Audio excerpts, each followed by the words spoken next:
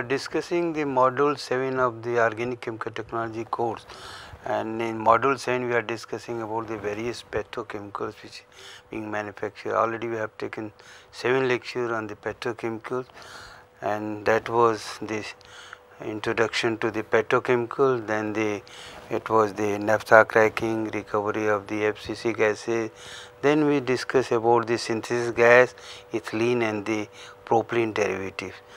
Now today we will be discussing about a very important topic. Already we discussed in the last lecture about the aromatic production.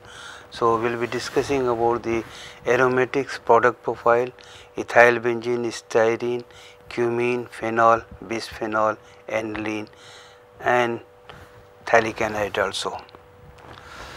The coverage of the lecture will be introduction, product profile of aromatics, benzene, toluene, xylene, world aromatic petrochemical scenario, ethyl benzene and styrene manufacture because for the manufacture of styrene we need the ethyl benzene, and for the ethyl benzene we need the ethylene and the benzene, and so that is the styrene, that is the major outlet is for the manufacture of the resins and synthetic rubber.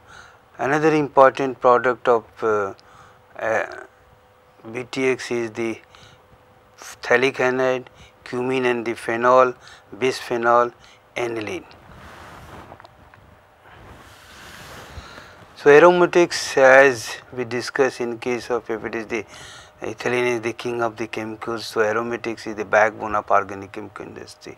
And before coming of the cracker, there was the aromatics in some or other form, and one of the route was the your coal open gas, coke open gas, and already we discussed about the coal chemicals and the aromatics with different type of the aromatics which we are getting, and even you see the now we are talking about the ortho-xylene for phthalic anhydride.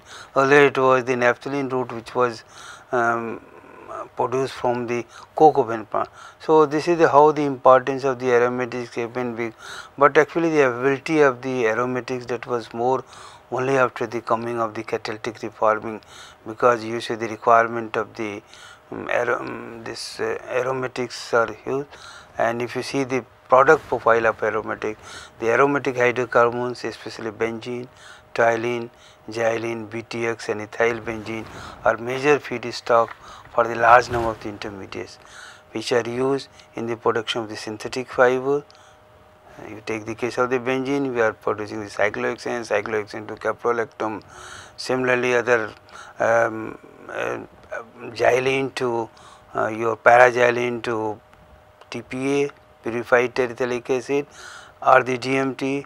Similarly, resins, various resins we are making, polystyrene resin, one of the important resins, synthetic rubber SPR and other rubbers are there where we are using the huge amount of the aromatics, explosive TNT, that was the one of the very important explosive during the World War I, World War II, and so TNT that played important role. So pesticide, benzene hexachloride, which called it the gamexine, that was the first pesticide which was made from this benzene, that was the benzene hexachloride. After the DDT, that was banned on the DDT. Detergent, linear alkyl benzene, I already discussed about the linear alkyl benzene and the importance of the linear alkyl benzene, where we are using the benzene for the alkylation process, dyes and intermediates, where the huge amount of the aniline that is being used for the production of the dyes intermediate. These are the some of the derivatives of the benzene. So from the benzene to cumene, cumene to phenol and the acetone, because during the manufacture of phenol from the cumene we are also getting acetone as a byproduct. So the phenol outlet is for adipic acid, aniline, bisphenol, that is one of the very important product of the phenol which is going for the manufacture of the polycarbonate. Then the caprolactam, phenolic resin, pesticide, dyes, rubber chemicals, acetone, methyl isobutyl ketone, methyl methacrylate solvent, methyl isobutyl carbinol. Cyclohexane, that is the another derivative of the benzene that we are making, and that is going for the manufacture of the caprolactam, nylon 6, nylon 66, adipic acid. Linear alkyl benzene, that is going for the manufacture of the detergent, the biodegradable detergent. And with the coming of the linear alkyl benzene, there has been lot of the change in the your detergent industry because of the availability of the raw material from the petrochemical route. Another derivative of the benzene, that is the malic anhydride, which is finding the wide application as lubricating oil additives, copolymer, agriculture chemicals, unsaturated polyester resin, 1,4-betadenol. These are some of the product outlet for the malic anhydride. Chlorobenzene was the route for the aniline or the nitrobenzene that we are using. So, for making that the chlorobenzene, chlorination of the benzene, that was the route. So, aniline, phenol, DDT, chloronitrobenzene and diphenyl. So, these are some of the other important nitrobenzene.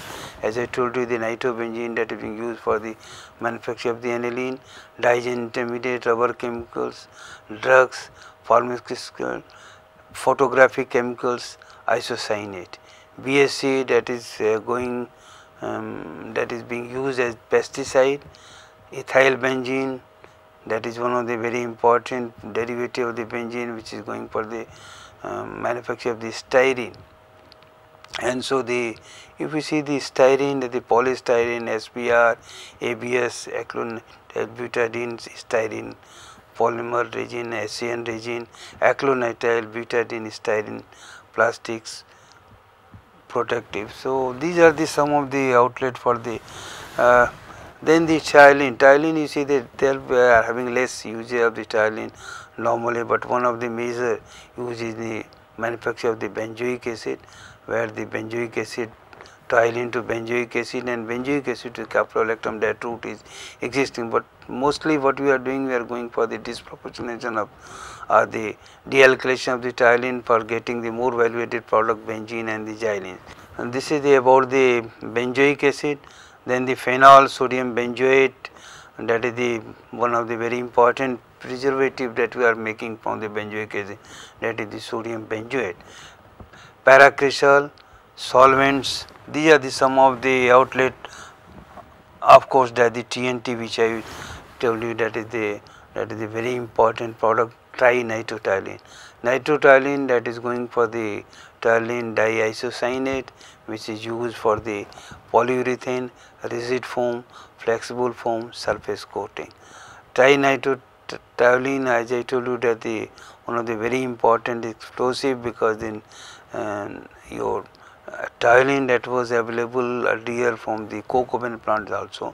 So, but with the coming of the your this catalytic reforming plant, more and more toluene is available.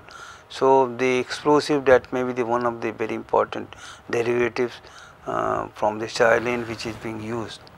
But although the lot of the other explosive that has been also developed.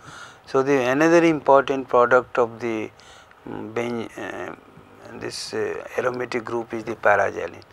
Para-Xylene, that is used for the manufacture of the polyester, means the first para-Xylene to DMT or the purified terephthalic acid. So, the consumption of the para-Xylene is estimated to have increased by approximately 4.7% in 2009.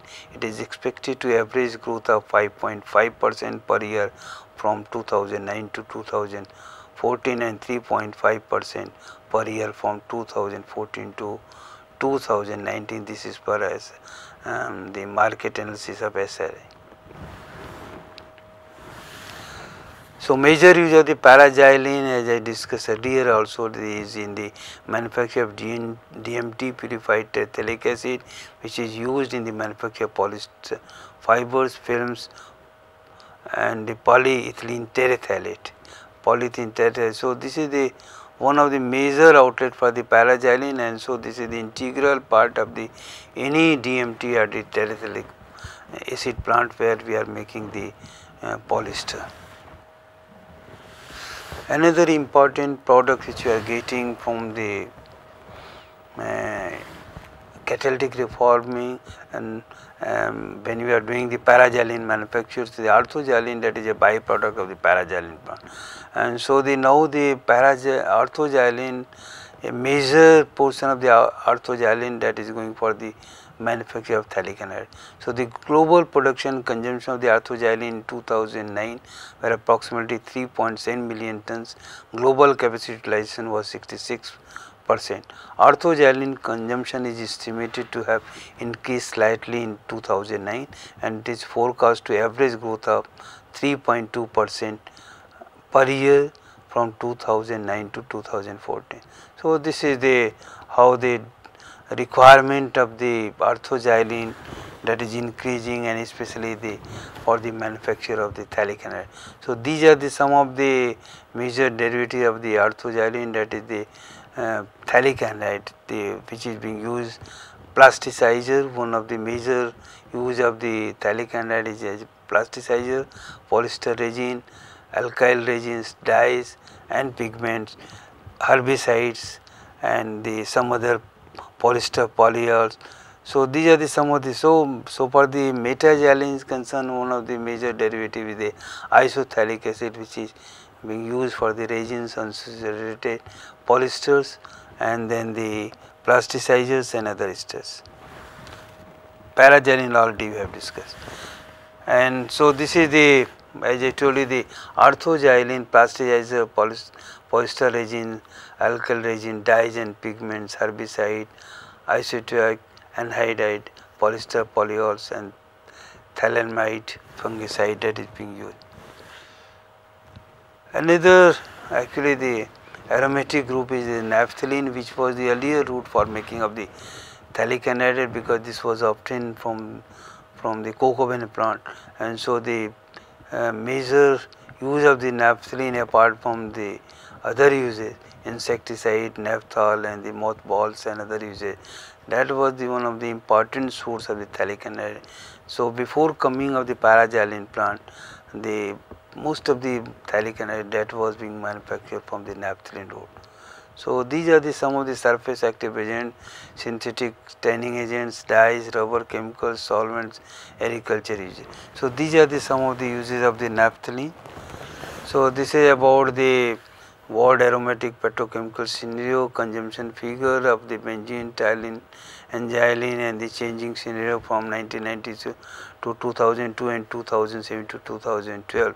Consumption growth, that will be the in percentage 3.5 for benzene, from 3.5 to 2.8, 1.9 to 2.4, ethyl benzene 4.2 to 2.7, and then the styrene 3.9 to 2.7. Mixed xylenes, similarly mixed xylenes, xylene, para-Xylene, these are the some of the consumption figure, and the growth, consumption growth during the period 1997 to 2002 and 2002, 2007 and 2007, 2012. This is about the cumene, phenol, caprolactam, phthalic anhydride, and toluene diisocyanate. So these are the some of the figures from where you can get an idea of the how important is the aromatic compounds which are being used in some or other form in our daily life. This is about the terephthalic acid and the dimethyl terephthalic.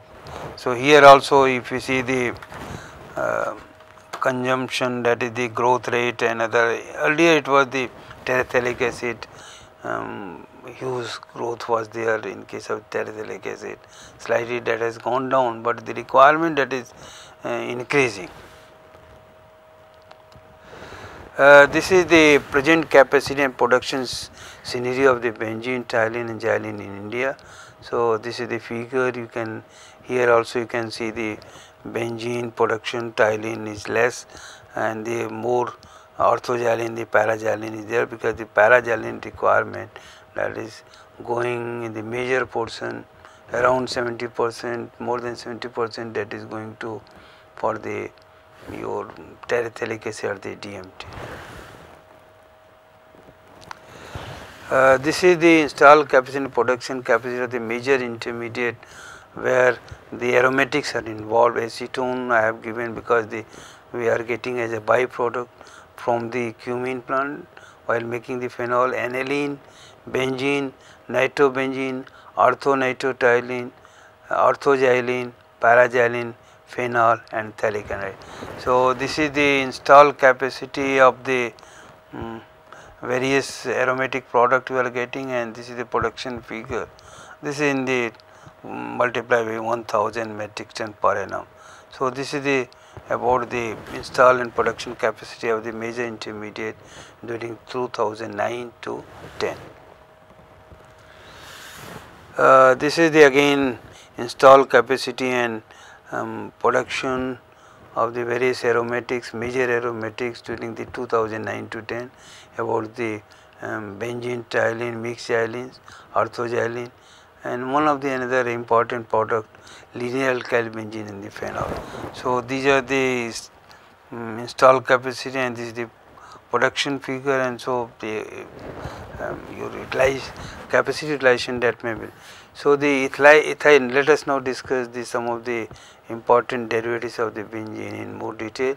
In this series, that will be the first, that will be ethyl benzene, because ethyl benzene you see that is being used for the manufacture of the styrene, and during the World War I and II that was the huge requirement of the styrene butadiene rubber at that time.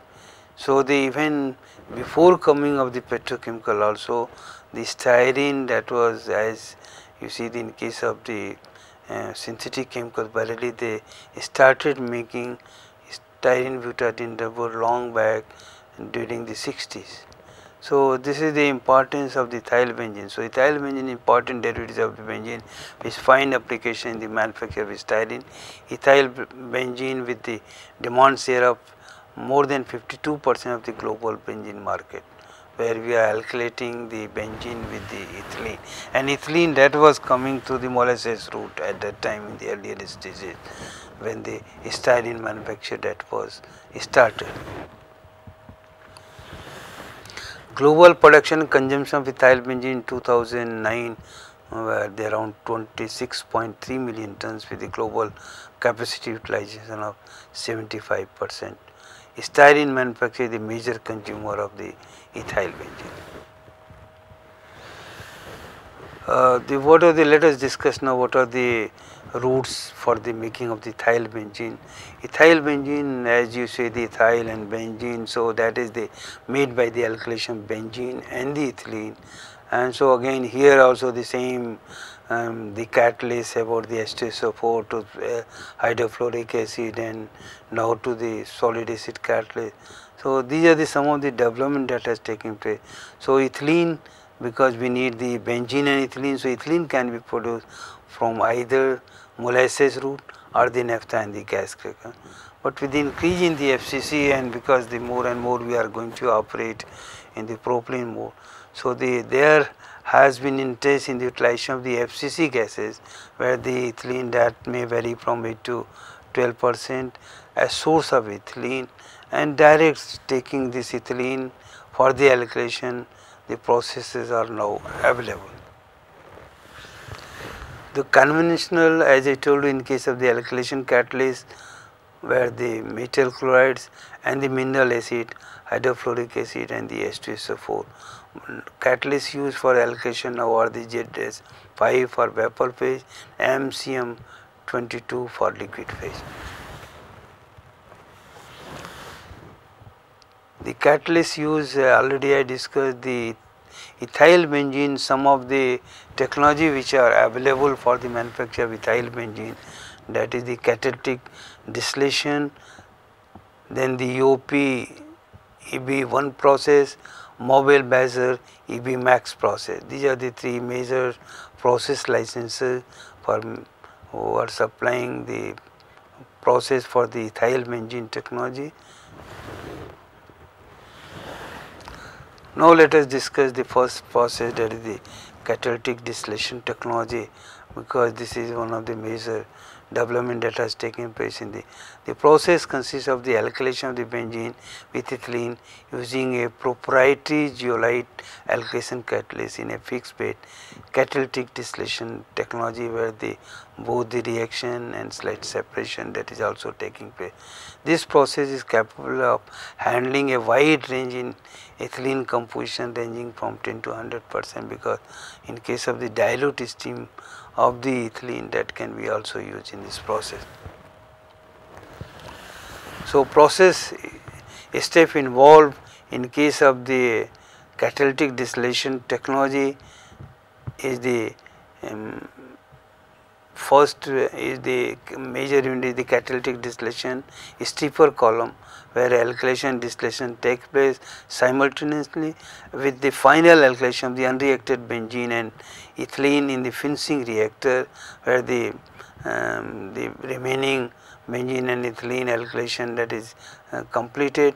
Finally, the product stream is fractionated to separate ethyl benzene and the polyethyl benzene, which is also formed during the process, which is recycled to the transalkylation section and the flux oil. So, these are some of the byproduct, the polyethyl benzene and the flux oil. So, polyethyl benzene, that is again converted, that is being recycled, but the flux oil, that is the waste we are getting from the ethyl benzene plant.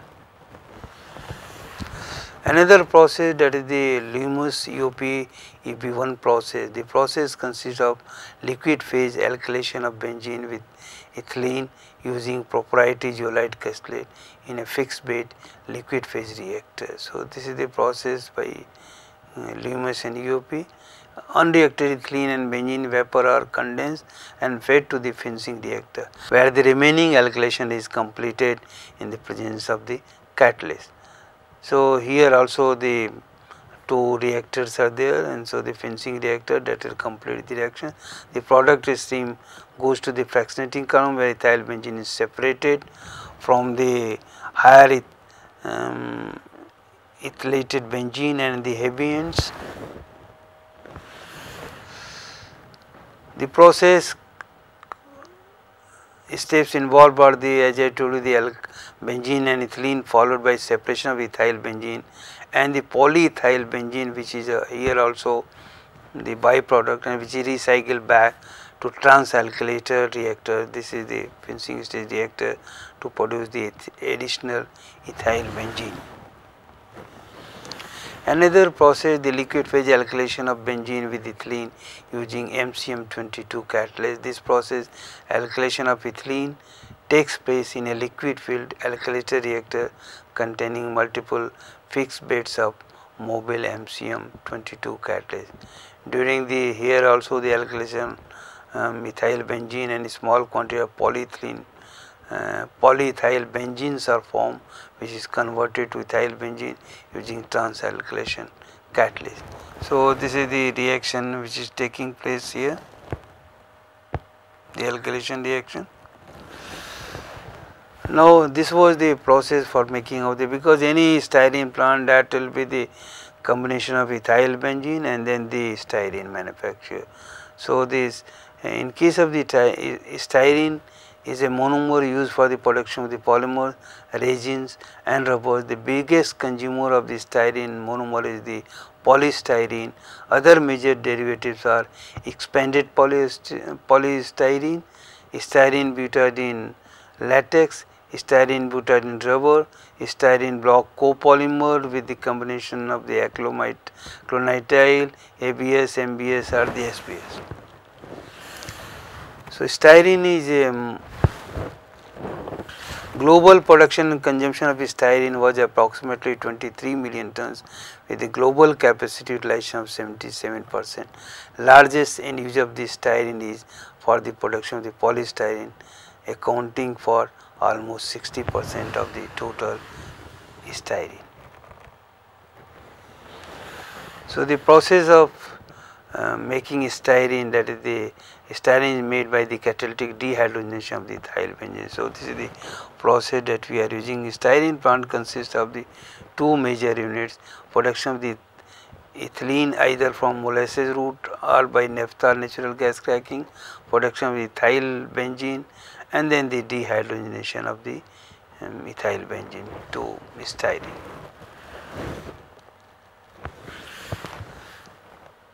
This is the Lummus UP EB1 process. In this process, first the alkylating engine with ethyl benzene followed by dehydrogenation of the ethyl benzene to form styrene.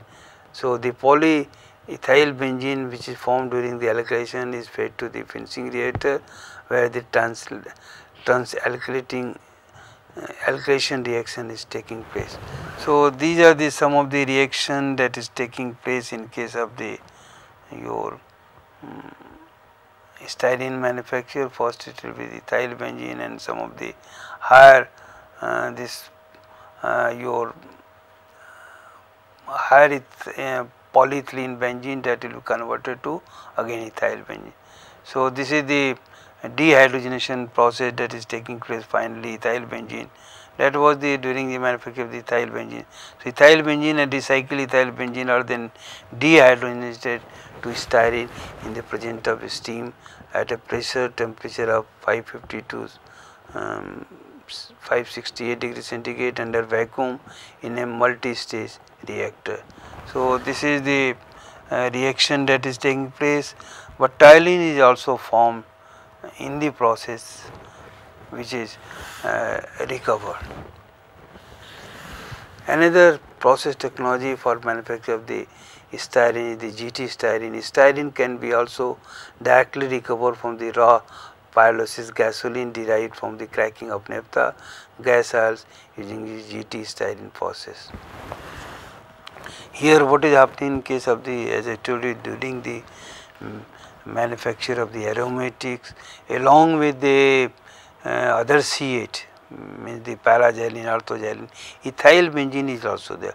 That ethyl benzene that is separated and that can be used for making of the styrene. As I discussed, I told you that even the ethylene part, that the ethylene which is available from the FCC gases, that can be also used.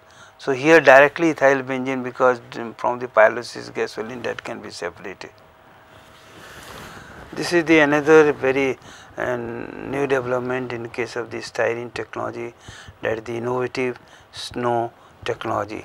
The SNO technology has been jointly developed by SNEM Procte, and the Dow represents a technological and economical breakthrough in styrene production and uses benzene and ethene as raw material which is dehydrogenated in the same reactor for ethyl benzene, because dehydrogenation of the ethane to ethylene that will be there, and so that will be used for the ethyl benzene manufacture. Lummus UP classic styrene process. The process ethyl benzene is categorically dehydrogenated in vapor phase to styrene in presence of the steam. The vapor phase reaction is carried out at high temperature under vacuum. High purity styrene is separated by fractionation. Now, this was about the ethyl benzene, the styrene, which is one of the very important derivative because huge amount of the styrene that is going for the making of the polystyrene.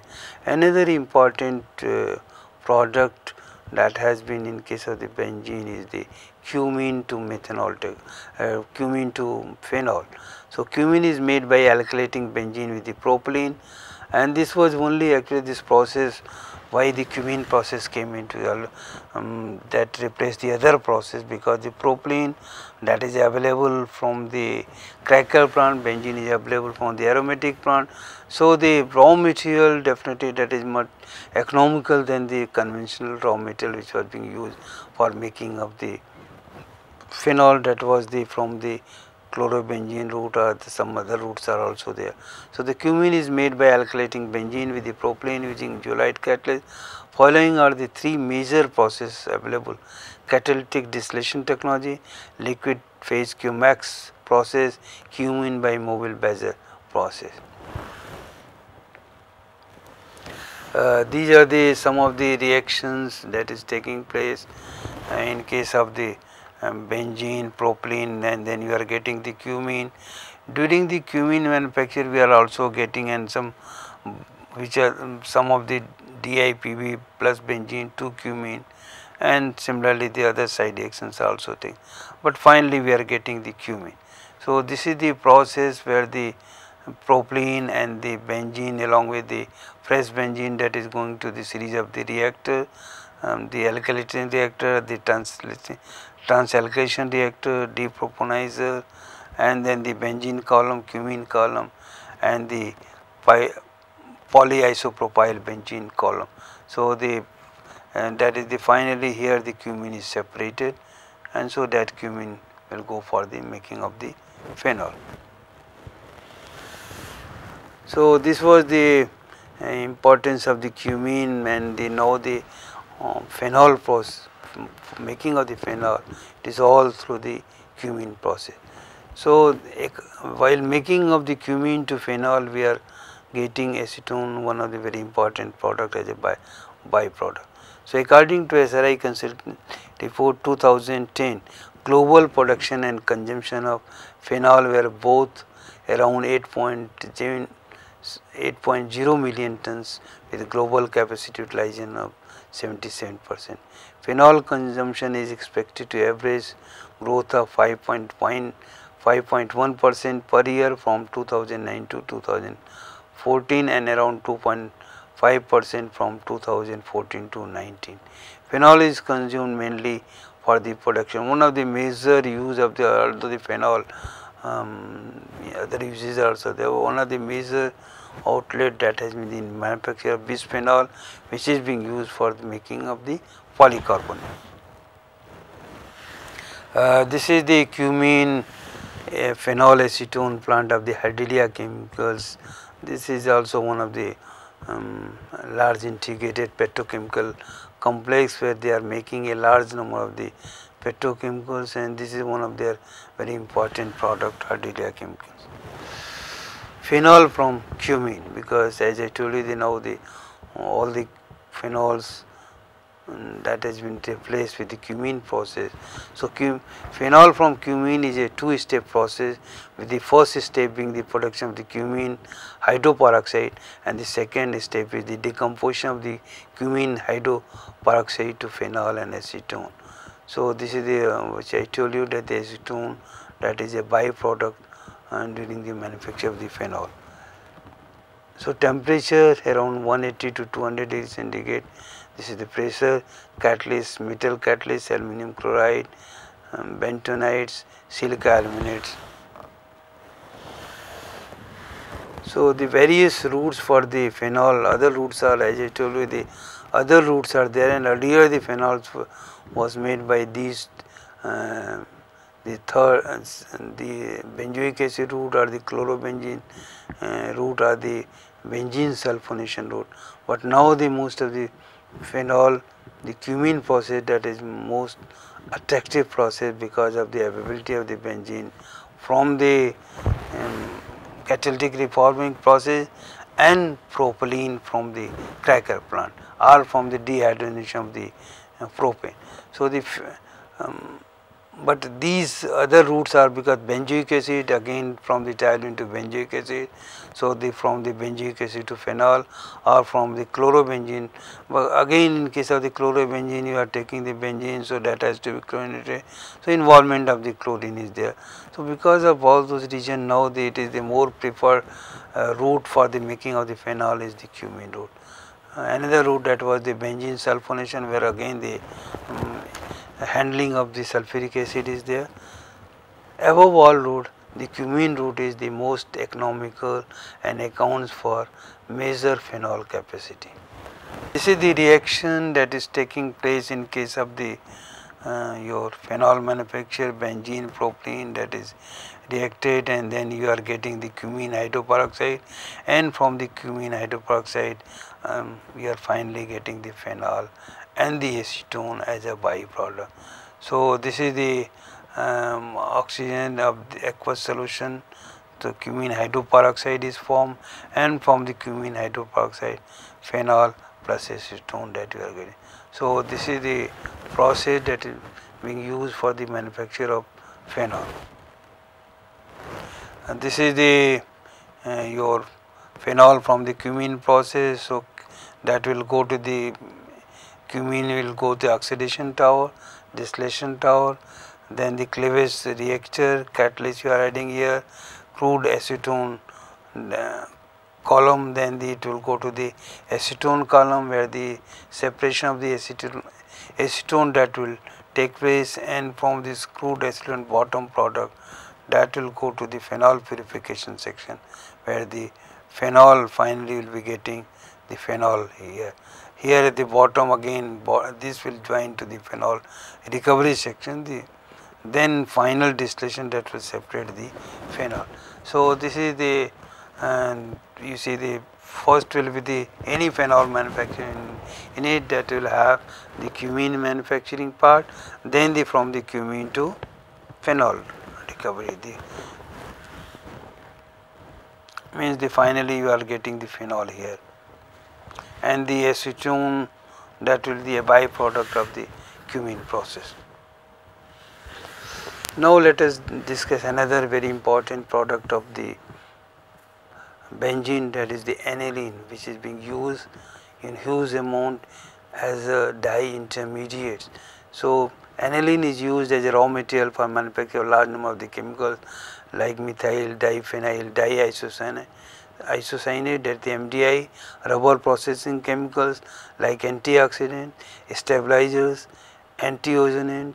Agriculture chemicals include aniline based fungicide, insecticide, animal repellents, and the different dyes and pigments, especially the fiber, for the fiber, then the pharmaceutical and the petrochemicals.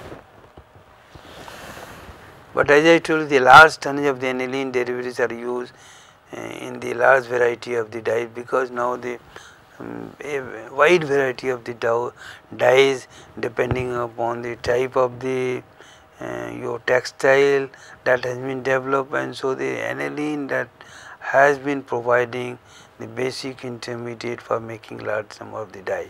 A major portion of the aniline is used in the manufacture of rigid polyurethane also.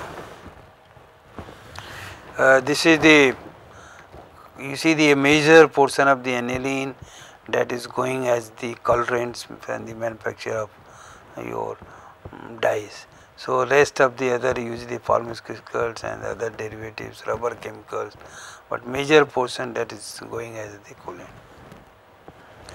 These are the major uses of the aniline. If you see the aniline to hydroquinone, acetylite, then the diphenylamine, 2-MB2 diphenyl guaidine, the phenyl naphthylamine, beta naphthol, that is one of the very important intermediate which you are using in the dye industry.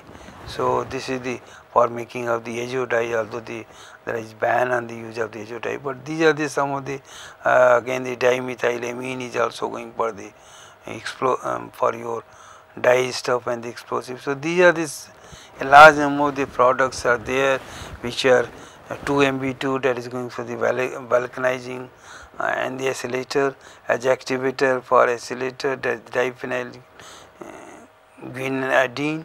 So these are the some of the major outlet of the aniline, and the even as you see the before coming of the aromatic plant, the root was for making the benzene aniline, again it was through the coke oven plant, the aromatic from the coke oven continent. So this is the production pattern of the aniline in the year 2010 and 11. This is in India. Gujarat Narmada Valley Fertilizers GNVFC, that is one, and Hindustan Organic, they are the major producer of the aniline. GNVFC is the one of the large integrated petrochemical complex where they are making also the fertilizer, and at the same time many of the petrochemicals. So now they have two divisions, one is the fertilizer division and there is the chemical division. So aniline nitrobenzene is the important feedstock for the aniline, and the major portion of the nitrobenzene is used directly or indirectly as aniline in dye manufacture. This is the reaction in the manufacture of aniline. Aminolysis of the chlorobenzene, and is produced by aminolysis of the chlorobenzene at 200 to 220 degrees centigrade, and the other vapor phase reduction of the nitrobenzene. So this is the from the nitrobenzene route, this is from the chlorobenzene route. So both the routes were earlier used for making of, and the still that is being used for making of the aniline, that is either through the chlorobenzene route or from the nitrobenzene route. This is the method for the aniline manufacture. Nitrobenzene and hydrogen, that is going to vaporizer, from the vaporizer to your this is the catalytic reactor cum distillation column, where the reaction is taking place, and then the finally it is going for the, after the separation of the catalyst, it is going to separation of the aniline and the heavy end. So this is the process that we are using for the making of the aniline from the nitrobenzene route. So now let us discuss about the bisphenol, which is one of the important derivative I told you earlier also, because this is the major raw material for polycarbonate and major consumer of the phenol, because the phenol and the phosgene that we are using here, that is going for the making of the bisphenol. And so the bisphenol, and the now we are seeing the your polycarbonate, and the bisphenol is used for the manufacture of the polycarbonate plastic and epoxy resin. It is also used in as the inflammation retarders, unsaturated polyester resin, and polyacrylate, polyethylamide, and the polysulfone reagents. One of the major outlet is for the bisphenol, that is in the polycarbonate, optical glasses, and the many of the, because that is having very high strength, so that is being used the polycarbonate. Even the CD and other in the electronics industry also lot of the uses of the polycarbonate is there. So technology, the condensation of the phenol with the carbonyl compounds, condensation of the phenol with the alkaline phenol, condensation of the phenol with the ethylene and acetylenes, condensation of the phenol with the alkylamine. These are the some of the routes available, but major and they actually the major process which we are using for the making of the bisphenol is the either by ABS Lummus Global Sinopo technology, or it with the Chiodo Corporation CTP circle. This is the some of the advantage low capital technology suitable for optical grade polycarbonate from phenol and acetone, because the huge application of the polycarbonate is for making optical glasses also. So the another process for the manufacture of bisphenol, phenol and acetone, the process can produce both grades of the polycarbonate and epoxy reagents. Let us discuss the process technology in case of the bisphenol. Amongst the various process technology mentioned above, acid catalyzed condensation of the phenol and acetone is only commercial route commonly used for the various bisphenol manufacture. So this is the phenol and acetone are mixed in the 3% 3:1 molar ratio in 4 glass line stirred reactors at 50 degrees centigrade and 1 atmosphere pressure using anhydrous HCl catalyst and methyl mercaptan as promoter. The residence time is around 3 hours in each of these 4 reactors. This is the reaction that is taking place during the manufacture of the bisphenol. This is the process flow diagram for the manufacture of bisphenol from the phenol and acetone route. So that is the phenol, acetone, methyl mercaptan, hydrogen chloride that is going to the reactor. From the reactor the products, the product stream is going for the separation of the HCl and other impurities which are present. So that is the pure water, phenol. Then the after the phenol recovery, the heavier end that is going to the evaporation, crystallizer, purification, dye, and finally we are getting the bisphenol. So this is the process technology for the manufacture of the bisphenol. Now let us discuss one of the another very important aromatic compound which is finding large application in the paint industry. So installed capacity of phthalic anhydride in India is approximately 2,67,200 tons per annum. Major producers include the IG Petrochemicals Limited and Thermole Chemicals Limited. Naphthalene and orthoxylenes are the two major raw material for the manufacture of the phthalic anhydride. Use of phthalic anhydride: 29% is plasticizer, 27% is dyes and pigments, 28% is the alkylation and 16 others. This is again the phthalic anhydride plant of the Ardelia Chemicals. So the process earlier, as I told you, the naphthalene route, that was the only the raw material that was naphthalene available from the coke-oven plant. So that was being used for the manufacture of phthalic anhydride.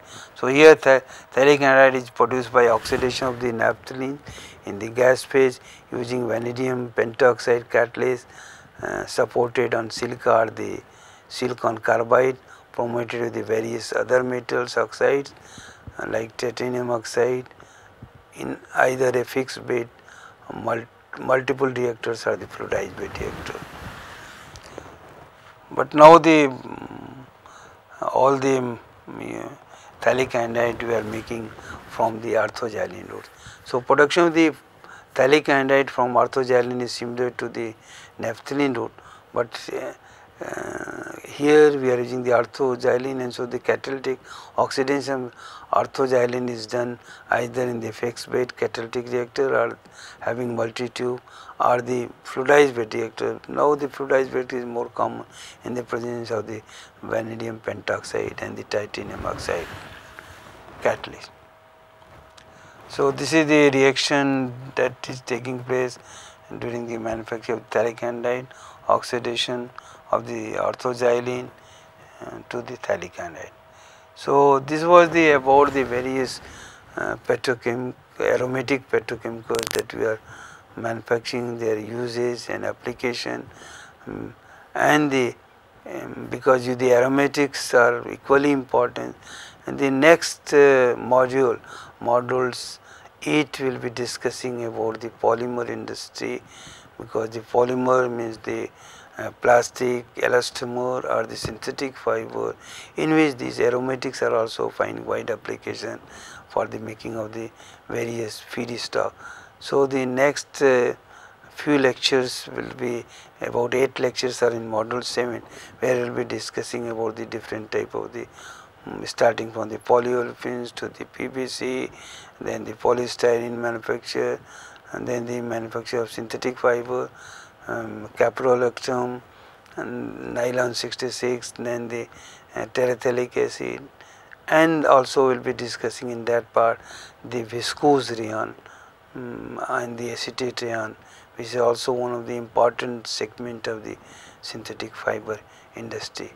So this will be the next 8 lecture will be on the polymer, elastomer and synthetic fiber in the module 8, and after that the last module will be on the pesticide and dyes and intermediates.